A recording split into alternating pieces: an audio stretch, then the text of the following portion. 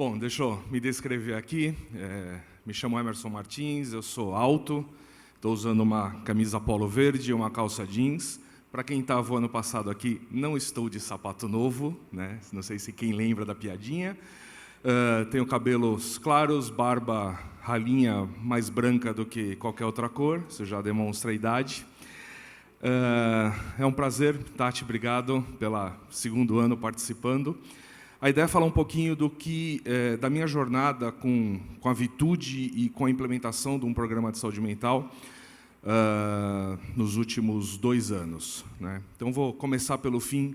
É sucesso. Se vocês querem resultado, implementem, né? Vou mostrar para vocês como é que a gente começou, né? Como é que a gente identificou o problema, né? Tudo desde o início, desde o princípio, sem saber o que estava acontecendo, até os resultados, né? Bom, eu só queria falar da foto.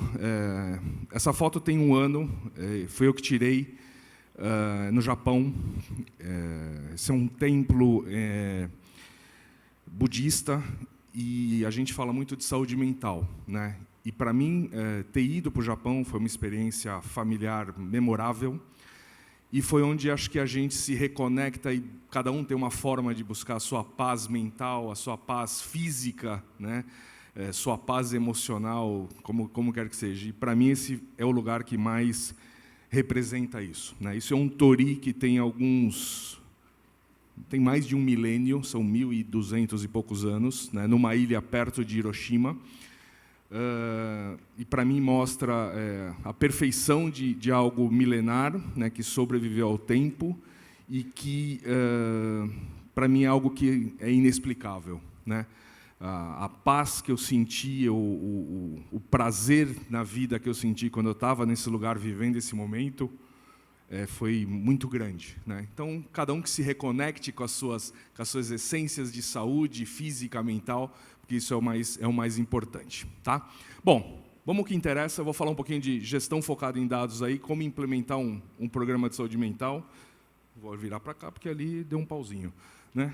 Vamos lá. A gente vai falar um pouquinho desde quando identificamos o problema, né, e como nós identificamos o problema, quais foram os dados analisados, quais são os pilares, né, que nós estruturamos para desenhar um programa, para fomentar um programa de saúde mental dentro da empresa, quais foram os resultados obtidos depois de 2 anos, né, e falar um pouquinho de fator crítico de sucesso. A ideia aqui não é trazer uma metodologia, não é aprofundar, mas dar alguns insights e fazer até algumas conexões de temas que vocês vão escutar mais adiante, que estão relacionados ou que vão aprofundar algumas das coisas que eu vou mostrar aqui, tá? Eu sou executivo de RH, tenho 20 anos em recursos humanos, tenho 30 anos aí de experiência profissional, né? Então, a vivência, eu sou formado em ciências da computação, então não tenho minha formação é mais lógica, tecnológica e, digamos assim, exatas do que propriamente humanas. Então, quando a questão dos dados foi muito importante, né? E falando em dados, um estudo que eu olhei essa semana aí nesse site do MindOK, que fala que a expectativa de vida das pessoas com problemas de saúde mental, ela é de 15 a 20 anos menos do que uma pessoa que não tem problemas. Isso é 20%, se você pegar uma expectativa de vida aí de 75, 80 anos, é 20% a menos. Acho que ninguém está disposto de abrir a mão de 20% da sua vida e não tratar de saúde mental. É um número gigante esse. 15 a 20 anos. É um baita tempo. Bom, como é que a gente identificou o problema? Isso lá, meados de 2022, né? Escutava-se muito na organização falar de fulano de tal está com burnout, fulano de tal se afastou, tal pessoa não está bem, tal pessoa está afastada. E a empresa não tinha nenhum controle, não tinha nenhuma visão, não tinha nada que pudesse mapear ou traquear ou gerenciar essas questões. Então, era aquele processo normal que todo mundo conhece, a pessoa fica mal, está lá atendida pelo plano de saúde, né, que a Tati falou um pouquinho aqui no começo, E quando está no plano de saúde, na minha cabeça, ela já está no final do processo, né? E para mim a Vitude ela vem antes até de um plano de saúde. O plano de saúde já vai lá, já está no psiquiatra, já está afastado, já está num outro nível. E a gente não tinha essa visibilidade, né? Então, quando a gente começou a olhar a organização, quais eram os fatores que estavam acontecendo que identificava que tinha um problema? Sem nada, assim, só escutando e só recebendo inputs, né? Questões de atestados, número de atestados subindo, número de afastamentos subindo, indícios de pesquisa de clima, né? Como a Tati falou, 7% da população de uma pesquisa com tendências suicidas é um número significativo. Desempenho das pessoas, desligamentos, as pessoas com performance boa pedindo demissão da empresa, sem mais, sem menos, ou sendo desligadas, pessoas que vinham com uma performance, com um desempenho adequado, sem nenhum motivo. Informações de censo de saúde também, com predisposições, com algumas informações que indicavam que eu poderia ter um problema. Sinistralidade do plano de saúde, o meu custo na linha lá de terapias, psicoterapias crescendo cada vez mais ano a ano, em volume absoluto e volume financeiro. Por um outro lado, você tem questões que estão fora do escopo da empresa, que você não consegue mapear, você não tem visibilidade, às vezes, porque é mais do seu lado pessoal, da sua vida, fora do seu aure, né, como diz a ruptura, né, da pessoa que está fora da empresa. Né? São seus vícios, os problemas familiares, questões de saúde, questões comportamentais, estilos de vida, redes sociais, tá? Para quem está acompanhando temas relacionados às bets, às apostas, isso vem já causando impacto, a gente já teve situações relacionadas a isso. Então, tudo isso eram problemas que a gente identificava, não sabia mensurar, não sabia onde acontecia, mas que estava afetando, de alguma forma, o desempenho profissional e a saúde mental dentro da empresa. Tá? Bom, com base nisso, a gente falou, precisamos fazer algo, temos que tentar resolver essa situação e por onde a gente começa. Aí entrou a parte dos dados, né? A gente começou a analisar tudo quanto é informação e tentando fazer conexões, se tinha um padrão, se tinha um comportamento específico, se tinha um lugar específico, se tinha uma população específica, né? Então a gente começou a olhar volume de afastamento por período, na empresa, né, INSS, aquela história dos 15 dias, quantidade de atestados, a quantidade de dias afastados, os tipos de afastamento que a gente tinha, e até então tinha muito afastamento que eram muito genéricos, depressão, ansiedade, não tinha laudo, não tinha histórico, não tinha muita coisa. Utilização do plano de saúde também, muito importante isso, porque você vê o final, já o tratamento em execução de uma forma mais avançada, né? E isso vocês vão entender quando a gente mostrar os números, né?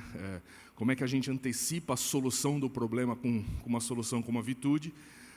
Custos dos colaboradores, isso é importante também, né? Uma vez que eu tenho um número associado a isso, quanto isso custa para a empresa de produtividade mesmo, e a gente está falando de empresa existe para dar lucro no final do dia, né? Fato, essa é a realidade.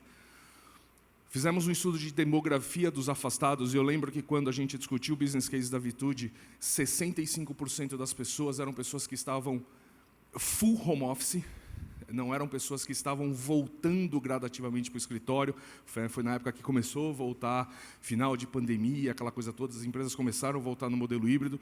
Então, tinha um dado interessante que a grande maioria, uma boa maioria, eram pessoas que continuavam, entre aspas, isoladas, pós-pandemia, ainda trabalhando de casa, né? Não vou discutir aqui se eu sou a favor de home office ou de modelo híbrido, mas esse foi um fator importante, a questão do isolamento, a questão da conexão social. A gente levantou e definiu algumas premissas de resultados. Aqui teve erro, a gente errou bastante. Estimativa de investimento também. Qual era o retorno esperado e, finalmente, a legislação vigente, o que eu poderia, o que eu não poderia fazer para implementar um programa de saúde mental. Então, isso foi tudo que a gente analisou para definir uma abordagem. Como é que a gente fechou essa abordagem? A gente fechou essa abordagem em pilares estruturados. Tá? Primeiro pilar é relacionado à cultura e valor. Ou seja, como é que você conecta uma estratégia de saúde mental, de saúde dentro da empresa, a parte de culturas e valores, né? Ou seja, tem que ser aberto. A comunicação com a empresa, né? A comunicação com os funcionários, os colaboradores, tem que ser direta, honesta, curta, grossa e objetiva.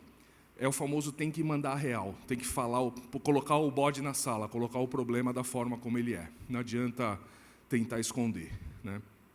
Um ponto que é importantíssimo é você ter uma liderança engajada. Não é só liderança engajada, eu acho que é uma liderança aqui que toma a iniciativa como sendo dela. Tá? Por quê? A liderança é um papel fundamental na identificação de que algo está errado. Quando a gente falou lá atrás dos problemas que estavam aparecendo, o que estava acontecendo, que a gente tinha uma percepção, era via liderança, em muitos casos. Fulano não está bem, fulano faltou hoje, não sei quem está afastado, não sei quem está com problema de depressão, essas coisas. Então, a liderança entender e saber avaliar até um determinado, uma profundidade X aí, que existe um problema e trazer isso para a organização é muito importante. E, de uma outra forma, também a liderança suportar a iniciativa de implementar um programa de saúde mental, isso é muito importante também. Né? Infelizmente, ainda a gente escuta, quem aqui já não isso é frescura, tem que trabalhar, tem que não sei o quê, tem que não sei o que lá. Tem muita liderança que ainda tem um pouco dessa consciência ou falta de. Reduzir estigma, né? Eu acho que tem que desmistificar a saúde mental. Isso é um problema, os números falam por si só, 500 mil de afastamentos, né? Número crescente, 68% a mais, diminui a expectativa de 15, 20 anos na vida da pessoa. Tudo isso é um fator importante para que você traga o problema de uma forma sem preconceito e que isso realmente existe. Né? Depressão não é frescura. Muita gente escuta falar esses absurdos. Outra coisa que é importante é o pilar de diversidade e inclusão. Né? Ou seja, você ter a questão da sensibilidade cultural aí e você adaptar os seus programas de saúde, principalmente saúde mental, para atender necessidades específicas de grupos e minorias. Né? Então, quantas pessoas de determinados grupos, determinadas minorias sofrem preconceitos, né? Tem esse tipo de embate na sociedade e acabam tendo problemas relacionados à saúde mental, justamente por preconceito, por diversas situações que a sociedade causa. Então, é importante, quando você pensar no modelo de saúde mental, pensar como é que você atinge, ou como é que você também suporta de uma forma diferenciada cada um desses grupos de diversidade, grupos específicos aí. A questão de acessibilidade é importante também, que você tenha os serviços de saúde mental, saúde física, né? Tudo isso é disponível para os funcionários, independente de qualquer tipo de habilidade física ou habilidade mental. Então, isso tem que ser igual para todo mundo e, obviamente, a criação do ambiente inclusivo. Então, quando você tem uma estratégia de diversidade e inclusão muito forte dentro da sua empresa, fazer com que isso se conecte e esteja dentro da cultura da inclusão também, dentro das empresas, e todos os funcionários tenham essa valorização e entendam que isso faz parte de todo esse processo. O terceiro ponto importante, que isso esteja relacionado ao desenvolvimento de carreira também. Né? Você criar uma estrutura de saúde mental não é só você ter um programa de psicoterapia, um plano de saúde mais avançado, mas é você oferecer condições de trabalho adequadas. Né? Flexibilidade, trabalho remoto, benefícios diferenciados para assistência familiar, as licenças estendidas, ou seja, quais são as iniciativas que as empresas têm para fazer com que o ambiente de trabalho, entre aspas, porque o ambiente de trabalho, nesse caso, às vezes, ajuda no ambiente familiar, ajuda do outro lado, lá dos problemas identificados, então isso esteja de uma forma associada dentro do seu desenvolvimento de carreira e do seu programa todo de saúde mental. Né? Quais são as oportunidades de crescimento? Então, investir no desenvolvimento e na carreira dos funcionários, oferecer treinamento, oferecer capacitação, mentoria, trazer para as pessoas senso de propósito, valorização dentro da empresa. Né? Isso tem um impacto também significativo no desempenho profissional das pessoas, quando são reconhecidas, quando são valorizadas, quando têm o pertencimento em qualquer uma seja na empresa, seja na sociedade, seja naquele grupo como um todo. Então, conectar isso de alguma forma também é importante. Né? E ter o famoso feedback construtivo, ou feedback, que seja para superar os desafios, cada vez ter um ambiente de trabalho, ou seja, receber essas informações de uma forma mais estruturada, né, um ambiente mais positivo, um ambiente mais ativo, tanto por parte da empresa, mas também por parte daquele grupo de colaboradores, como é que você faz essas conexões com relação ao seu ambiente de trabalho. Então, é uma via de duas mãos aqui, a empresa promover o porquê que está fazendo determinadas iniciativas, né, e o porquê, o que as pessoas esperam da empresa também. Às vezes não dá para atender tudo, às vezes não dá para agradar todo mundo, mas é importante que você tenha essa via de conexão para poder fazer os alinhamentos corretamente. Finanças e planejamento. Esse é importante, né? Porque como é que a gente justifica gastar X mil reais num programa de saúde e como é que eu faço para provar que aquilo vai trazer resultados? Tá? Então, é importante saber de onde vêm os recursos, né? Validar, fazer as contas, assumir premissas, assumir cálculos, né? Ou seja, ter um orçamento adequado para manter os programas de saúde mental, de saúde como um todo. Vou contar, uma vez que você entra nisso, você não sai mais, e isso só cresce. Tá? Eu vou mostrar alguns números aqui, mas vocês vão ver o quanto que isso tem de representatividade dentro da empresa, né? No case que eu vou falar aqui. Então, você tem que planejar, tem que reservar um dinheirinho para investir. E uma dica, todo o retorno que você tiver desse investimento, reaplique, reinvista no mesmo programa, porque isso vai trazer cada vez mais benefícios. Isso é bem importante vocês terem em mente. Analise seu retorno de investimento, né? Isso eu errei feio, né? Errei feio mesmo, porque quando a gente, lá em final de 22, comecinho de 23, que a gente falou, vamos implementar a Vintude, a gente assumiu algumas premissas, e uma das premissas que a gente teria uma taxa de ativação de... Você lembra, Tati? 10%, 15%? Eu não sei se a Tati lembra. 10%, né? Hoje, esse número é 3 vezes maior. Então, o meu custo que eu estimei com uma ativação de 10%, ele foi por água abaixo no primeiro mês. E para justificar isso, né? Aí o financeiro olhava a minha cara e falava assim, então, não vai rolar, né? Eu falei, calma, a gente chega lá. Por isso que é importante você medir o seu retorno, porque o reinvestimento e a sustentação do seu programa vem de você estruturar muito bem isso e saber como você está gastando e aonde você está tendo o retorno daquele investimento. Não estou falando só do retorno psicológico, mas retorno financeiro também. É aquilo que eu falei, empresa foi criada para dar lucro, ponto. Tenha parceiros estratégicos em tudo, no plano de saúde, né, em soluções em desenvolvimento, em diversidade e inclusão, em desenvolvimento de carreira, quer que seja. Né, e o nosso principal parceiro estratégico foi a Vintude, é a Vintude hoje, porque deu abertura e deu essa visão para a gente na consolidação do programa. E, por último, né, o próprio pilar de saúde e bem-estar, né, onde a gente tem o acesso facilitado para todos os serviços de saúde, para todo mundo. Né? Então, hoje a empresa ela oferece para todos os 2.800 funcionários 2 sessões totalmente gratuitas de psicoterapia por mês. Entra lá, site da Vintude, faz. Além disso, tem um programa o PAI, né, programa de apoio ao empregado, e tem o plano de saúde. Né? Então, quando eu olho a Vintude, ela está encaixada no meio aí desses... O PAI é aquela coisa mais emergencial, e o plano de saúde é aquilo que está no final já, quando realmente eu preciso de uma intervenção um pouco maior, e a Vintude, para mim, faz a cobertura de todo esse gap entre algo emergencial e algo mais para o final. Tem uma cobertura abrangente, então o benefício ele tem que ser abrangente, porque às vezes o seu problema psicológico, o seu problema de saúde mental, ele está relacionado a um problema familiar.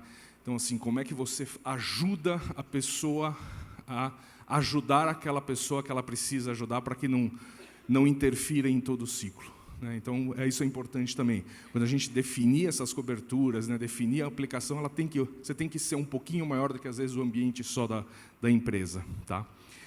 E faça a promoção do bem-estar. Tenham iniciativas. Isso é algo que ele tem que ser sempre alimentado e se mantendo sempre vivo. com iniciativas, com palestras, com programas, com premiações, uma série de coisas, né? Então, isso é muito importante. Um fator decisivo que a gente colocou também, que eu só vou falar, quando a gente, no processo evolutivo da implementação, hoje, a empresa tem um médico psiquiatra dedicado, que todo afastamento hoje na empresa, por saúde mental, esse médico faz o acompanhamento, faz uma consulta de acompanhamento, às vezes de retorno ao trabalho, e faz um laudo médico daquele funcionário.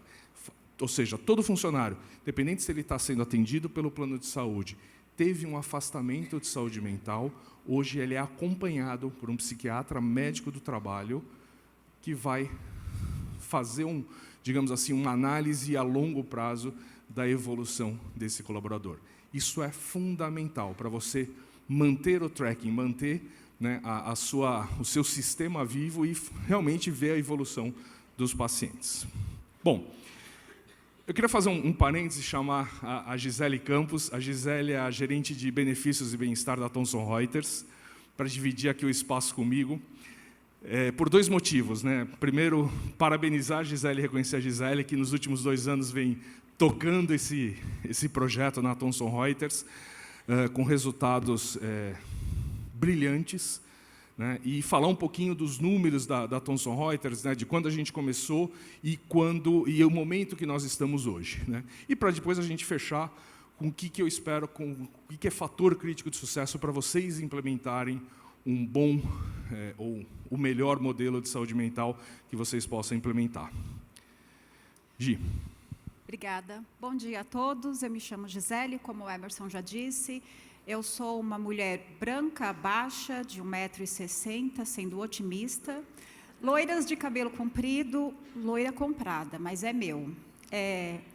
Preciso fazer um outro parênteses aqui, que implantar um programa de saúde mental fica muito mais fácil quando, além de parceiros, a gente tem um bom mentor.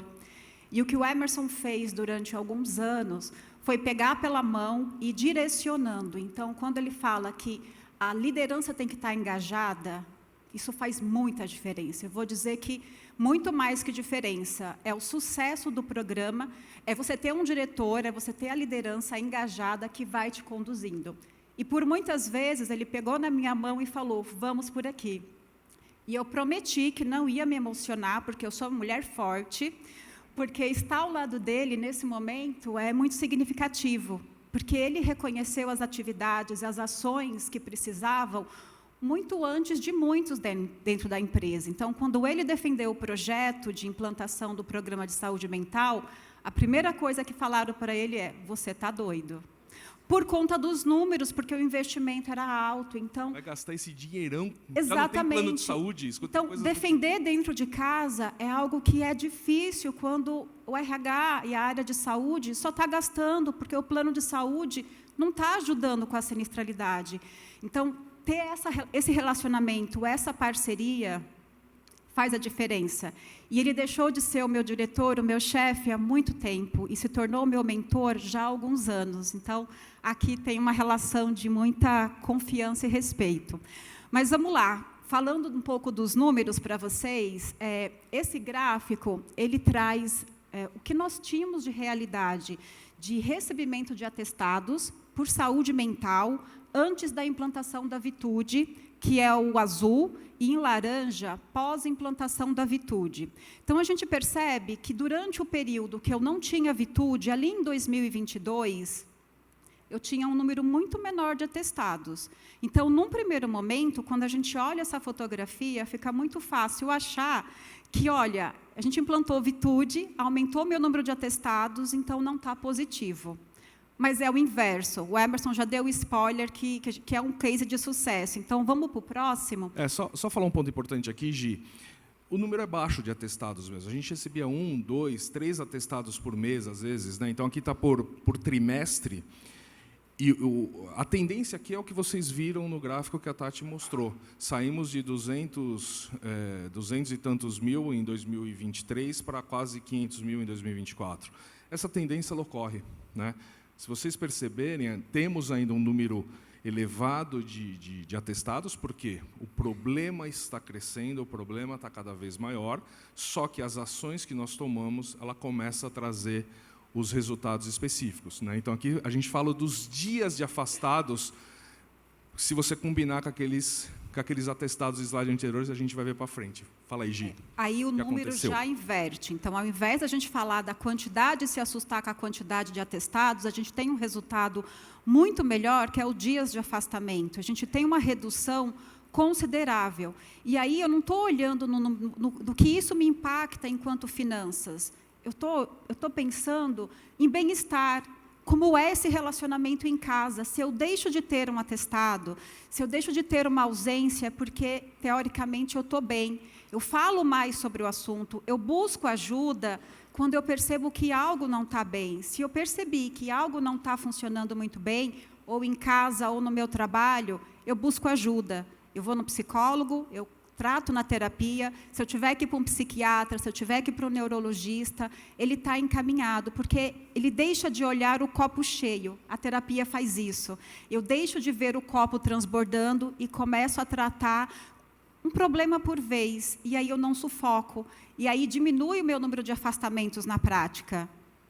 O importante é que por trás desses números aqui, a gente não vai descer num nível de detalhe, senão precisaria de algumas horas aqui, mas a gente tem várias quebras aqui, por tipo de população, por localidade, por tipo de CID. Então, ou seja, a gente consegue fazer um acompanhamento mais detalhado aqui, saber onde tem os focos de problema. A gente sabe que hoje um dos focos, entre aspas, de problema, uma área onde tem mais incidência hoje, é uma área que tem um volume e uma característica de trabalho muito intensa, de relacionamento com o cliente, uma área de suporte a clientes, essas coisas todas, que talvez seja, né, a maioria, né? A Tati, a Vitude aí tem 250 empresas clientes, eles talvez tenham um extrato melhor de onde os problemas estão mais concentrados. Então, dentro desse universo, a gente consegue entender onde hoje tem mais problemas e a gente tem algumas ações pontuais e específicas que a gente faz com determinadas áreas para tentar manter isso de uma forma mais estruturada. A taxa de ativação, que o Emerson comentou, então, lá atrás, na implantação do programa, em abril de 23, a estimativa era de 10% para o ano de ativação. E a gente passou muito rapidamente. Hoje, a gente está em 32%, sendo mais específica com a taxa de ativação, e com campanhas, com desafio em parceria com a Vitude, para que até junho, a gente atinja 35% de ativação. E para a gente é interessante, quanto mais a minha população utilize a Vitude, mais eu consigo ficar tranquila de que eles estão se cuidando, e aí, com os resultados da Vitude, eu consigo reverter ações internas. Qual é o tema que eu vou trazer de roda de conversa? Qual é a palestra? A gente tem ações específicas em maio e outubro com saúde mental, mas que assunto eu vou falar esse ano? Qual vai ser o foco? É a saúde física? Eu preciso desenvolver uma atividade, fazer uma campanha para que essas pessoas utilizem mais os exercícios físicos e o que mais eles possam através dos parceiros. Então, a taxa de ativação, ela me dá um resultado de outras ações que eu posso fazer. O importante que eu falei, não é só a saúde mental, a gente olha também, e isso está muito associado à sua saúde física, né? Essas coisas se conectam. Então, quando você olha a tendência de crescimento de pessoas utilizando os serviços de saúde mental, ela tem a mesma tendência das pessoas que usam o serviço de saúde física, vamos dizer assim, com os nossos parceiros. Então, por isso que eu falei que a questão da parceria é importante e o todo é importante também, tá? Então, aqui, só para falar um pouquinho, quantas ativações nós tivemos de check-in aí nos programas de saúde física, academias, yoga, né, todas essas coisas, que, para mim, isso aqui está muito relacionado, né? Faz parte do resultado também cuidar do meu físico. E aqui, diferente do que a maioria pratica, não pode trocar. A gente disponibiliza os 2 fornecedores realmente para o colaborador, porque quando implantou o Gympass, eles questionavam o TotalPass porque tinha uma rede específica. Migramos para o TotalPass. Quem estava no Gympass sentiu porque tem rede específica. Então, contratamos os 2, os colaboradores têm as opções de escolher um ou outro, e quem tem tempo, usa os 2. Se ele consegue, melhor ainda, e é extensível para a família, para os dependentes. Aqui a gente tem, né, os indicadores, como eu mencionei, e o Emerson complementou muito bem, a nossa média de atestados, quando a gente olha do período antes da Vitude, pós-Vitude, a gente teve um crescimento de 54%. Mas quando eu olho a média de dias de afastamentos dos atestados, a gente cai 52%. Então, só por esse resultado, quando eu levo para o meu financeiro, eu tenho por trás disso redução no meu FAP, na minha folha de pagamento, impacto na sinistralidade. Então, o financeiro quer números. Eu consigo evidenciar números para eles, porque para sentar na negociação com o meu provedor de saúde, a primeira coisa que eu falo, eu quero dados específicos de psicoterapia, porque eu tenho um provedor que me respalda. Então, não tem como o meu número de sinistralidade lá em psicoterapia está tão ruim. Não tem como, não faz sentido.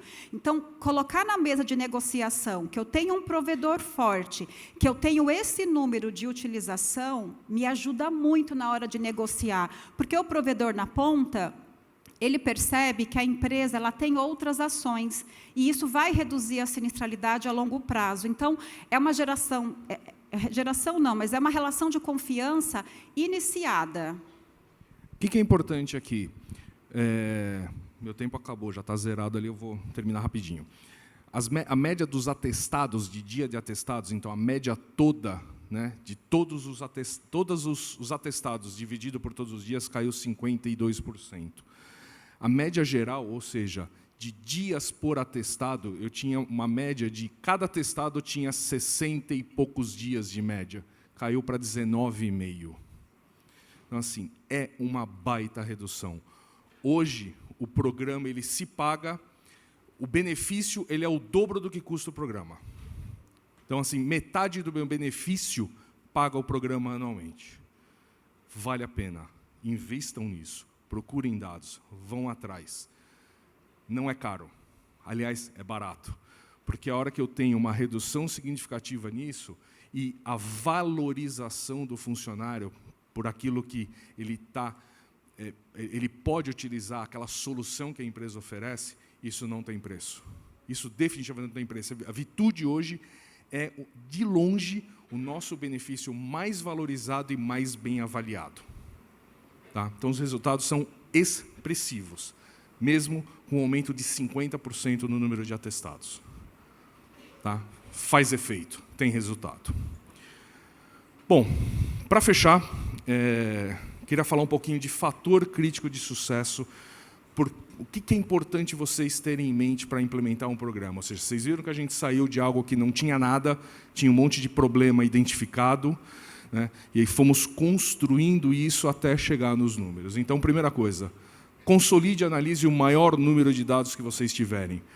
Procurem padrões, procurem correlações. Seja um refinador de dados.